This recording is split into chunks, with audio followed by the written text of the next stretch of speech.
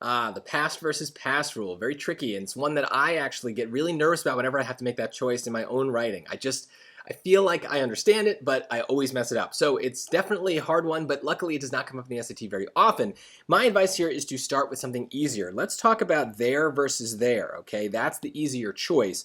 Which one do we need? Well, it's a car that belongs to the Johnsons, belongs to them. So it is theirs. It is a possessive pronoun that we need, so we want to get rid of the THERE.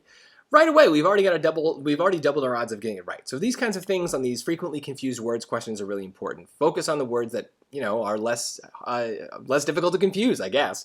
Now we have to make that real choice, and the answer I'll just say is A.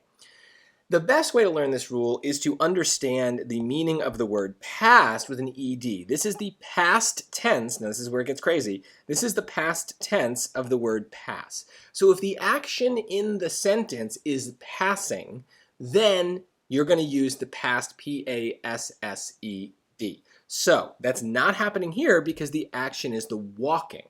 Okay, so in that case, we go with the other one, P-A-S-T. Basically, this is one of those pairs where one word has very specific usages and the other can kind of fit in every other situation. So we want to memorize for P-A-S-S-E-D, and then we can work on it from there. The trouble is you can easily change a lot of sentences so that you actually use the other word. We could say the Johnsons had passed their car several times. Right? Does that really change the meaning of the sentence? Not in any substantive way, right? Walking past versus just passing. I don't know. It kind of means the same thing to me. But notice the verb is changing, right? So because now the action is the passing. Another way to try to figure this out is if you can change the tense of the sentence and then you would change past to pass, you're probably going to need P-A-S-S-E-D, right? So I could say the Johnsons pass their car. P-A-S-S, and if I can do that, then that means I should have kept the past tense as past, P-A-S-S-E-D. Ooh, this is annoying.